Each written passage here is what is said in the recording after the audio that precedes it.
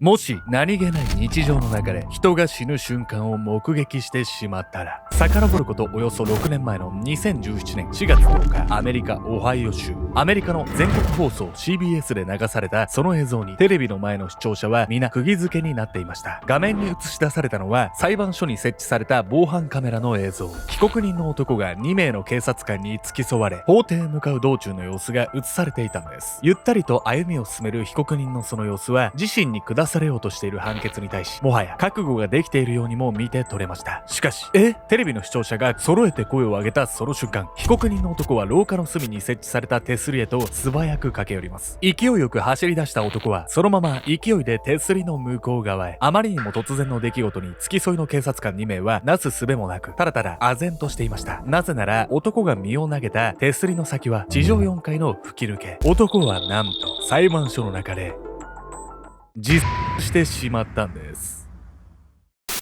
判決を待たず裁判所の中で自殺を図った男。追い詰められたこの男は一体どんな罪を犯したのか。この男が逃れようとした罪は到底許すことのできない不幸の極みだったんです。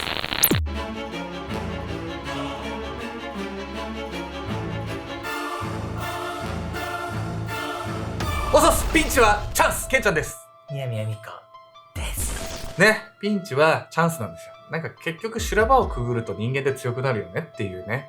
なんでこんなことを言ったのかもわかんないです。本日ご紹介するのは、生中継の最中に自殺をしてしまった男なんです。しかもこれですね、驚くべきことにその場所が、なんと裁判中のね、裁判所だったんですよ。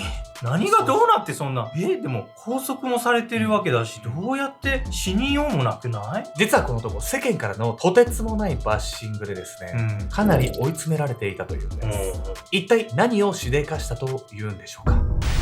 裁かれる前に、遡ることおよそ6年前の2017年4月10日、アメリカ・オハイオ州マホーニング郡。この地域の中心となる都市ヤングスタウンの裁判所で、ある男の裁判が始まろうとしていました。男の名はロバート・セマン・ジュニア48歳。白いワイシャツに身を包んだ大柄なその男は2名の警察官に連れられ、ゆったりとした足取りで法廷へ向かっていました。その様子は裁判所内のワンシーンとして一見何の変哲もないものに見えていたんです。しかし、おいお前何を。セマンに向かい慌てた様子で叫んだ警察官。彼は警察官が少し離れたその一瞬の隙を突き、廊下の端の手すりへ向かって走り出したんです。そしてその大きな体をひらりと翻し、手すりの向こう側へ。セマンを追って手すりへ駆け寄った警察官2名は、セマンのその行動にただただ絶句していました。なぜなら彼が飛び降りたその場所は地上4階。手すりの外は吹き抜けになっており、1階まで遮るものはありません。そう、セマンは自身の裁判を目前にして4階から転落したセマンは即死。裁判所内の監視カメラが捉えていたその瞬間は速報として全国放送で届けられ、多くの国民の注目を集めることになりました。その罪が裁かれる前に自ら命を絶ってしまったこのセマンという男。彼は一体どのような人生を歩み、どのような罪を犯したというのでしょうか。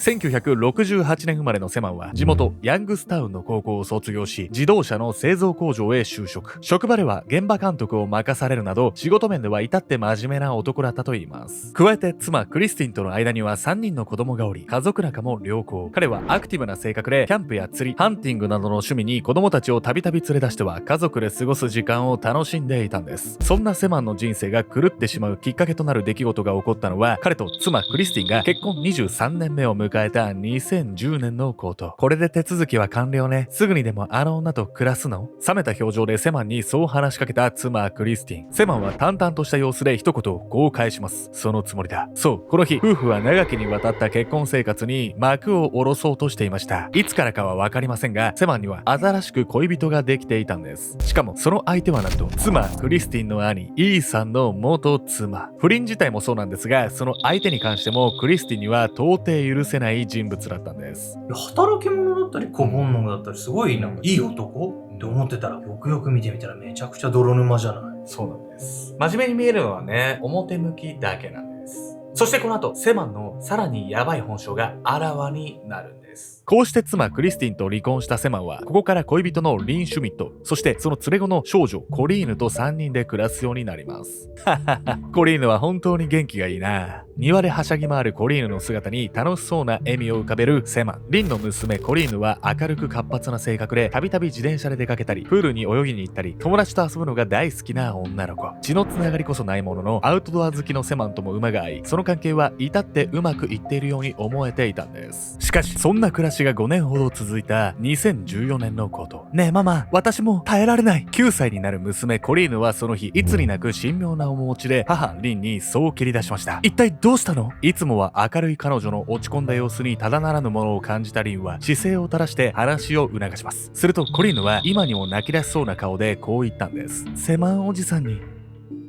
体を触られるの。そう、コリーヌはなんと4歳から5年間誰に相談することもできないままセマンから的暴行を受け続けていたんです。コリーヌ、気づかなくてごめん、辛かったね。娘の告白を聞いた母リンはその後すぐに荷物をまとめセマンと暮らしていたその家を後にしました。さらにコリーヌがセマンにこれまでされてきたことを洗いざらい警察に通報。セマンはコリーヌの証言をもとに4件の強姦罪、4件の強制わいせつ罪で起訴されることになるんです。信じらんない。なんで恋人の娘に手出しなんかできるわけ？いや本当ね、残念なことではあるんですけど、こうした的暴行の加害者っていうのは、今回のセマンのようにね、被害者側がね一定信頼を置いている知人だったりするね、そういうパターンもねあるんです。見ず知らずの相手を狙ったら一発で通報されちゃうから、気軽に周りに相談できないの身近なやつから狙うと胸くそよ。被害にね遭う子供の精神的負担計り知れないですよね。ともあれね、こうしてセマンはね逮捕されたんですけど、これでね一件落着というわけにはいかないんです。彼の裁判をね前日にしてコリーヌにさらなる悲劇がねこう襲いかかってくるんです。予想外の悲劇。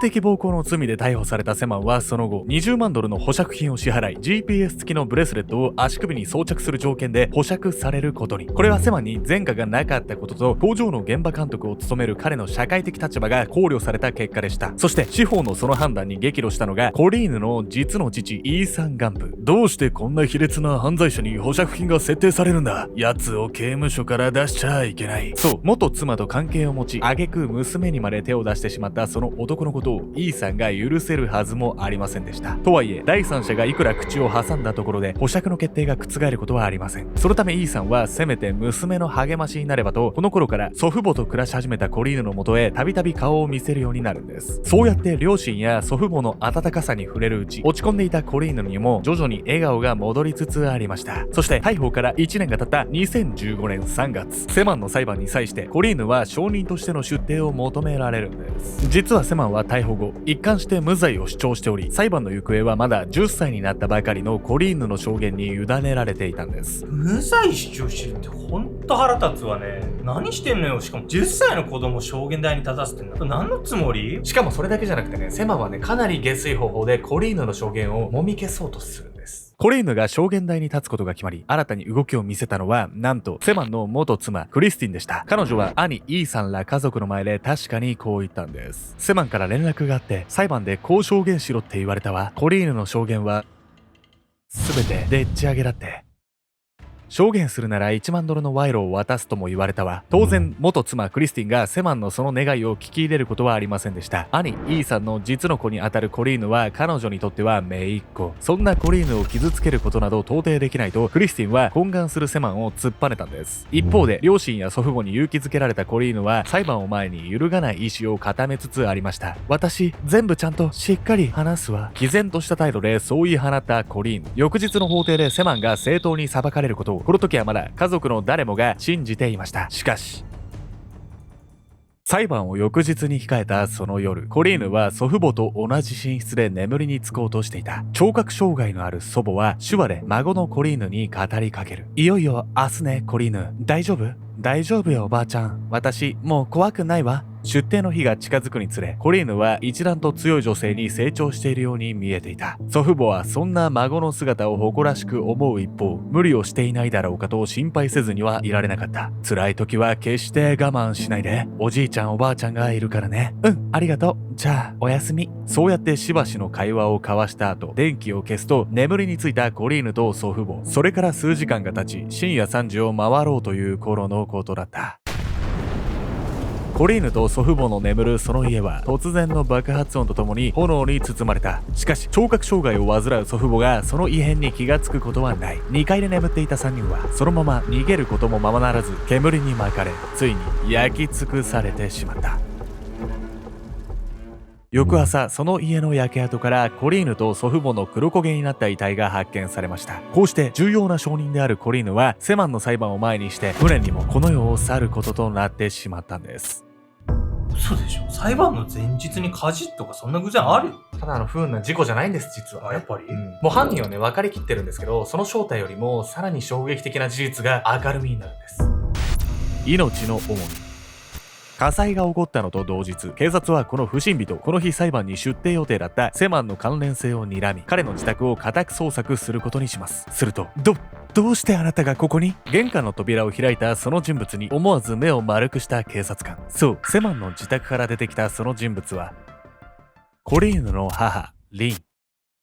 彼女はセマンから的暴行を受けた娘を気遣いつつも、なんとその張本人であるセマンとよりを戻していました。そして動揺したのは警察だけではありません。そんなコリーヌがどうしてそう、リンは祖父母や娘が焼き殺されたことなど何も知らず、その家でただセマンの帰りを待っていたんです。その後、警察はセマンの自宅の洗濯機からガソリンが付着した衣類を押収。さらに現場には空のガソリン缶が2つ残されており、そのうちの1つに添えられた手袋にはセマンと DNA が一致する体液がしっかりと染み込んでいました。加えてその日裁判に出廷していたセマンは火傷の跡を化粧でカモフラージュしていたことが判明。こうしてもはや言い逃れできない証拠が揃うことになったんです。セマンは保釈の条件となった GPS 付きのブレスレットも何らかの方法で外しており、もはや再犯防止の対策は何の意味もなしていない状態でした。自分の星のためにさ、証人殺すとかマジでこいつ何様のつもりなのよ本当に。しかもコリーヌの母親ともより戻してんでしょ、いつの間にか。意味がわからない、母親に関しては。